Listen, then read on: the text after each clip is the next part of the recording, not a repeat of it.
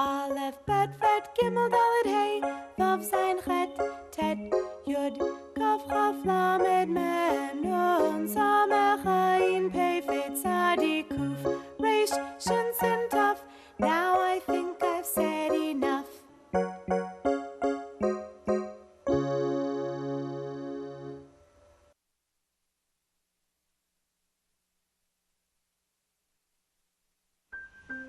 Welcome to another lesson in our series, From the Aleph Bet, a series meant for you who wishes to learn how to read and understand Hebrew.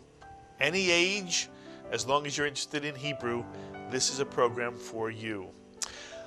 I'm Mark Golub. Once again, thank you for joining us. Thank you for being in touch with me with emails and questions and lovely comments about this series. It means so much to all of us. I want to begin right away by going to a new Hebrew letter. And I was thinking as I was about to go on the air, this is one of my favorite letters. And I was thinking to myself, what does that mean? How do you have a favorite letter? But I think when you see this letter, you'll understand what I mean. This is a sort of unique letter in the Hebrew alphabet, and it is one of my favorites. You know, in English, there are two letters necessary to pronounce the sound ts in Hebrew. Ts. The easiest word to associate with that is a proper name, Katz. Mr. and Mrs. Katz. Mr. and Mrs. Katz. Notice that the word Katz ends with a TZ, and in English it tends to make the sound ts. Well, in Hebrew, we have one letter that makes that ts sound, as in Mr. and Mrs. Katz. And this is the letter. This letter that you see on the screen right now is called a tzadi, and it makes the TZ sound, the ts sound in English. And again, I tend to see letters in a sometimes strange way, but I actually see in the tzadi a TZ. Here's the T that goes down in a horizontal way down to the line, and the Z is almost here, although it's not finished at the top. I see in this tzadi a TZ, which is the sound this letter makes, ts sound, as in Mr. and Mrs. Katz. And this is called a tzadi. So, if we take a Hebrew vowel, let's take the patach and put it under the tzadi. And remember, Hebrew is read down and then right to left. This simple one vowel, one syllable letter and vowel is pronounced tsa, mitsuyan, tsa. And if we put a cholam after the tzadi, it's pronounced tso, mitsuyan, tso. If we put a shuruk with the tzadi, it's pronounced tsu, mitsuyan. It really is a very easy letter to pronounce once you think of the Mr. and Mrs. Katz, the ts sound, the tzadi. And if we put one dot under the tzadi, the vowel hirik, it's pronounced tsi, mitsuyan. Two dots, the tsere, tse. Three dots, the segol, tse, mitsuyan. That's how easy the tzadi is. And sometimes young people confuse the tzadi with the ayin. Take a look at the ayin and tzadi side by side, and you can see they really are very different in shape. And again, in my mind, the tzadi has the TZ built into it. But please don't mistake the ayin, which is silent, with the tzadi, which is TZ. So I want to show you a very important Hebrew word with the tzadi in it. And by the way, one of the things we're trying to do on From the Aleph Bet is take vocabulary that comes from the experience of Judaism in the United States and throughout the world. The word I'm going to show you now is a very important word in the experience of Judaism, and it has the tzadi right in the middle. Alex, let's put the word up. And here you see a word with a mem, a tzadi, and a hey, and a patach, and a kamatz. Please remember that there are always the same number of syllables in a word as there are vowels. And since this is a two-vowel word, this is a two-syllable word. The first syllable would be pronounced ma, mitsuyan. And now using the tzadi, pronounce the second syllable. Tza is correct. Put the word together and you get matzah, matzah. And of course, here is a picture of matzah, the flat, unleavened bread that we eat on Passover. Matzah, mitsuyan. And this is the Hebrew word. And from now on, you will be able to read matzah in Hebrew. Incidentally, you'll hear many people say matzah, matzah. But in Sephardic Hebrew, it is matzah. Either way is fine. I just want you to be able to recognize matzah when you see it. Incidentally, that is also a perspective from the Aleph Bet. We're not asking you to create Hebrew. What we're asking you to do is be able to recognize Hebrew when you see it. So I never ask you to write a Hebrew word. You may do so at home if you'd like, but I don't ask you to write Hebrew. What I do ask you to do is read it when you see it. And from now on, whenever you see this word, matzah, you will know it means this: unleavened bread, mitsuyan. So there you have one of the most important words in the experience of Judaism with the tzadi. I want to show you another word, very, very important to the Jewish tradition, that begins with a tzadi. This is a very important word that you see on the screen right now. And notice it has 4 letters, and it has 2 vowels. Only 2 vowels, because under the tzadi is a shva. And Alex, tell me about a shva. It is never counted as a vowel. Right, a shva is never counted as a vowel. The shva are the only dots or dashes in the Hebrew language that go either under or over a Hebrew letter, which are not counted as a vowel. So in this word, there are only 2 vowels: the kamatz under the dalid and the kamatz under the kuf. And therefore this word is a 2-syllable word. Can you read the entire first syllable of this word? And I will remind you that if a shva comes under the first letter of a word, even though it's not a vowel, it is pronounced I, as in the word fish. And a pronounced shva begins a syllable and leads into the following letter and vowel. Whenever a shva comes under the first letter of a word, since it obviously begins a syllable, it is pronounced I, as in the word fish. So how would you read the first syllable of this word? If you said tzidah, you would be correct. And I don't care if you read it tzidah, or if you read it a little bit more correctly, tzidah.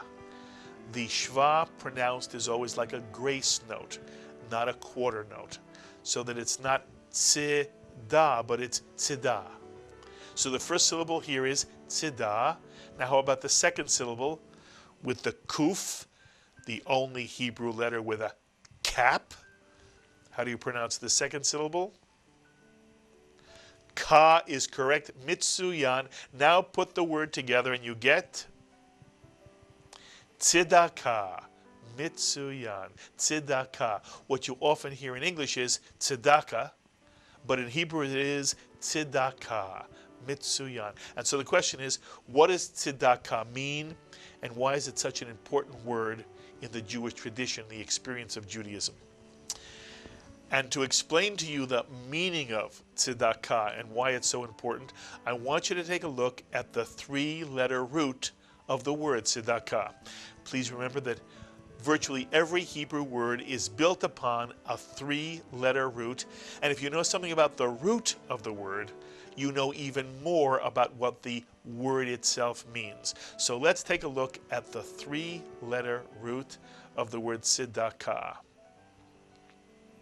And tzedakah is made up of the letters tzadi, dalid, kuf.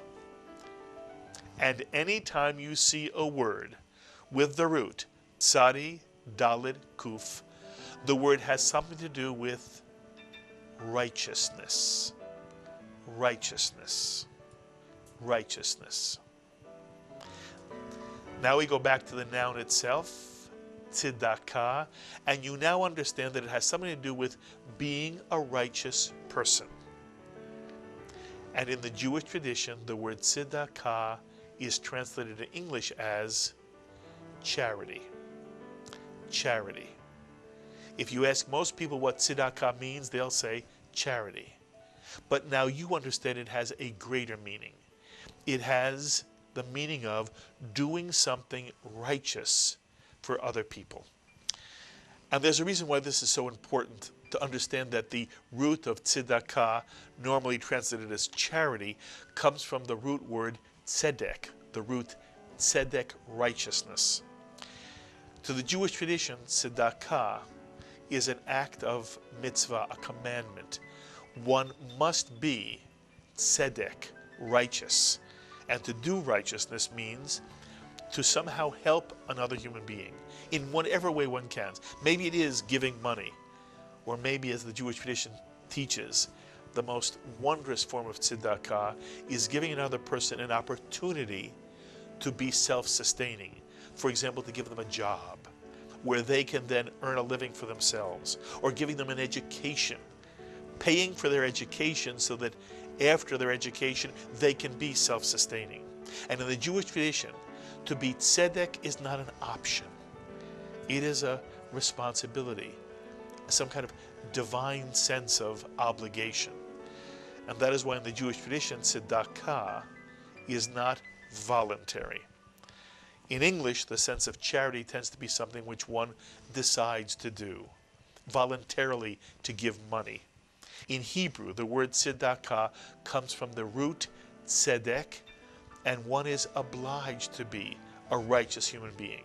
And so tzedakah in the Jewish tradition is not voluntary, it's not optional.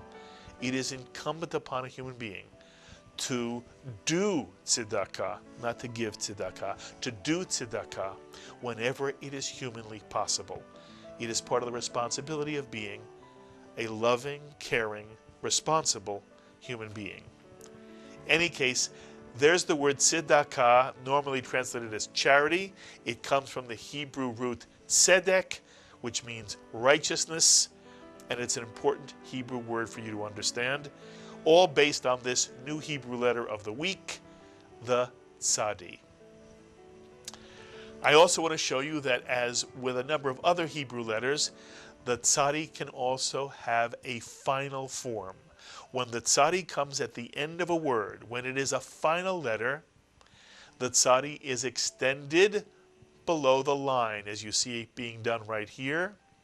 The tzadi simply extends below the line, and this is a final tzadi, mitzuyan, a tzadi sofit.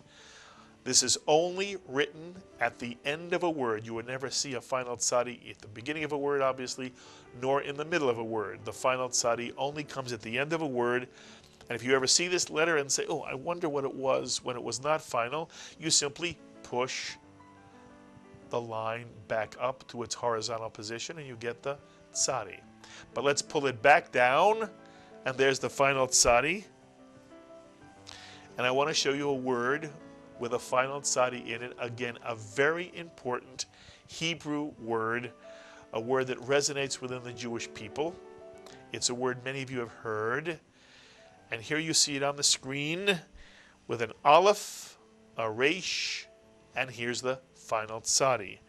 And under the aleph and the resh, there's a segol, so we know this is a two-vowel word, therefore it's a two-syllable word. The first syllable is mitzuyan. the silent aleph with the segol beneath it. And the second syllable is retz, mitsuyan, the resh with the segol and the final tzadi, which makes the tz, the ts sound. And so the second syllable is retz. And therefore, if you put this word together, you get eretz, mitsuyan. Please remember that a word with two segols tends to be accented on the first syllable. So this is not eretz, but eretz, mitsuyan. And now what does eretz mean? And here you see pictures on the screen that represent land or earth. Eretz means earth. Earth. And I want to remind you that anytime you are learning a new language, a foreign language, what you're hoping to do is associate in your mind the same mental picture for the new word that you have for the word in English. So whatever you imagine when you hear the word earth, that's what you should now associate in your mind with the word eretz. Eretz. And I want to show you now a two-word phrase. This is a phrase we learned in the last lesson. Can you read this phrase? If you said, B'nai Yisrael, you are correct, and it means the children of Israel. And the word Yisrael means Israel, and B'nai means children of. We're now going to replace the B'nai with this new word we've just learned. And now the two-word phrase is Eretz Yisrael. Mitsuyan, Eretz Yisrael. And Eretz Yisrael simply means the land of Israel. Exactly right. And Eretz Yisrael is what our Jewish state was called by those in the biblical period, and even by those who were returning to, quote, Palestine, which was what Israel was called until 1948. They came to Palestine, but Palestine was always called by the Jewish people Eretz Yisrael, the land of Israel, the earth of Israel. So again, Eretz means land or earth, and Eretz Yisrael means the land of Israel. Mitsuyan. Mitsuyan. So there you have the tzadi and the final tzadi. And I want to show you one more final letter. Can you figure out what letter this is when it is not in its final form? Remember, you would push the line up to its vertical position. This looks like the nun, mitsuyan. And if you pull the line down, it becomes a final nun, mitsuyan. This is the way the nun is written if it comes at the end of a word. The final nun, the nun sofit. You would never see this nun at the beginning of a word or in the middle of the word. This is a final nun. And obviously it makes the N sound in English, but it will only come at the end of a word. And here is an example of a word with the final nun. Can you read this one-syllable word? Only one vowel, one syllable. If you said Ben, you are correct. And Ben is this is a picture of a sun, by the way. Ben means son. It can also mean child as well, but normally we read it as son. Ben. And we already showed you the phrase B'nai Yisrael. B'nai comes from the word Ben. Ben is son or child, and B'nai is sons of or children of. B'nai Yisrael, children of Israel, built on the word Ben with a final nun. By the way, in the Jewish tradition, a boy, a male, is always named so-and-so, the son of so-and-so. the son of so-and-so is like the last name. So for example, my name is Menachem Simcha ben Levi Yosef. My father's name was Levi Yosef. And if somebody asked me my name, I would never say Menachem Simcha. I would say Menachem Simcha ben Levi Yosef. The ben is the son of the father. And if somebody asked me my name, I would never say Menachem Simcha. I would say Menachem Simcha ben Levi Yosef. That's my entire name. I am Mark, the son of Levi Yosef, Leo. And for many Jews today, the mother's name is also added. So I would be Menachem Simcha ben Levi Yosef, Uven, and the son of Rivka, Rebecca. Whether you use the mother's name or not, it is very traditional to always use the father's name. So again, I am Menachem Simcha ben Levi Yosef, the son of. Here's another Hebrew word with the final nun. And if you know Hebrew blessings, this is a word you've heard before. How will you pronounce this one vowel and therefore one syllable word? Min is correct. And the word min means from. From. And therefore, can you read this two-word phrase? Min is the first word, and the second word has three vowels. First syllable, ha. Second syllable, ah. And third syllable, retz. Put the words together. Min haaretz. Min haaretz. And you already know that eretz means earth. Min means from.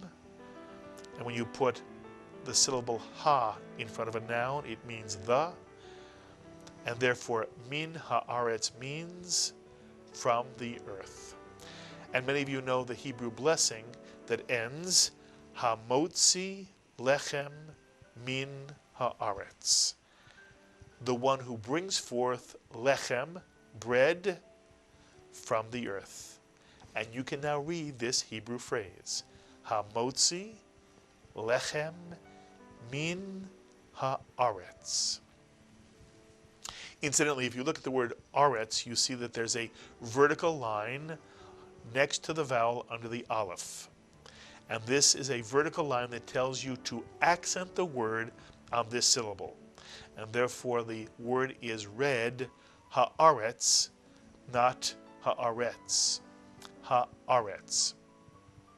You also might ask, wait a minute, I thought the word land or earth is eretz. Two segols. Why does the first segol change to a kamatz in the word haaretz, and does that change the meaning of the word? And this is a very important point for me to make to you as you're learning Hebrew. Vowels don't tend to change the meaning of words. It's called, by the way, for those who want to know technically, at the end of a phrase, it is called the pausal form. And to sort of slow the word down, the segol is changed to a kamatz. But the word aretz and eretz is written with the same Hebrew letters, aleph, resh, tzadi. And if we took the vowels out of the word, it would look exactly as the word eretz looks. And by the way, one of the things you'll learn over time is it's easier to translate Hebrew if there are no vowels than it is if the vowels are written. Sometimes the vowels sort of misdirect attention. But the word aretz and eretz is the exact same word. At the end of a phrase or the end of a sentence, the segol is changed to a kamatz. But the word haaretz is exactly the same as the word haaretz, which means the earth. And hamotzi lechem min haaretz is the one who brings forth bread from the earth. Mitsuyan. One more word with a final nun. Take a look at this Hebrew word. And again, it's going to be a word that many of you will know by ear. 2 vowels, 2 syllables. First syllable with the letter gimel, the galloping gimel. Ga is correct, Mitsuyan. And the second syllable with the fe. Fen is right, Mitsuyan. Put the word together and you get gafen. Mitsuyan, gafen. And gafen in English means a vine, Mitsuyan. And it is often written with this word in front of it. Can you read this word? It begins with a pronounced shva, and then the resh has a hirik. It is a 1 vowel and therefore a 1 syllable word. It is pronounced peri, Mitsuyan. Not peri, but peri, Mitsuyan. And peri means fruit of, and very often words are written with a hyphen. The hyphen is always translated in Hebrew as the word of, and therefore if we write pri hagafen, we get the English phrase that you see here, fruit of the vine. Fruit of the vine. Ha meaning, of course, the. Pri hagafen, fruit of the vine. And pri hagafen tends to refer to grapes that are used in the creation of wine. And therefore, when one says a blessing over wine, one says a blessing over pri hagafen, the fruit of the vine. And here are the last words of one of the most famous of all Jewish blessings. Can you read the first word here? 2 vowels, 2 syllables. The first syllable is bo, Mitsuyan, and the second syllable, re, Mitsuyan. Put the word together. Borei is correct, and now the entire phrase, Borei pri hagafen. And Borei means creator, and it comes from the Hebrew root bet resh aleph. And whenever you see bet resh aleph in a row, it has something to do with creating. Borei is creator, or if you imagine the cholam as the number 1, it also means one who creates the fruit of the vine. Borei pri hagafen. And Borei pri hagafen are the last words of the Borei blessing, the blessing that is said whenever we lift a cup of wine and recite a blessing over that wine. Borei pri hagafen. And now you can read and understand the last words of the 2 most common Hebrew blessings. First, Borei pri hagafen, creator of the fruit of the vine, or one who creates the fruit of the vine, and Hamotzi lechem min haaretz, the one who brings forth bread from the earth. And I want to say this again so you understand this and appreciate what you can now do. You can read and understand the ends of the 2 most important Hebrew blessings Jews say almost on a daily basis. Borei pri hagafen, creator of the fruit of the vine, and Hamotzi lechem min haaretz, the one who brings forth bread from the earth. The motzi is recited anytime one eats any kind of bread, and there are some people who recite the motzi whenever they eat food in general. And the reason why Jews recite blessings all the time is because Jews want to remain grateful and appreciative. According to the Jewish tradition, each of us is to recite 100 blessings every day. We're to look for opportunities to say blessings over things. One is supposed to bless everything one eats, drinks, sees, and hears. And the idea is that every time one says a blessing, one is somehow connected in this universe to all of the goodness of the universe, and one is appreciative. According to the Jewish tradition, the worst thing is to somehow take life for granted. And by reciting blessings, one never takes life for granted. And whether one believes in a personal God, and when one says a blessing, one is thanking that God, or whether one believes in something of a more cosmic nature, slightly different than a personal God, but that in some way connected to the ground of being in this universe, which we call God.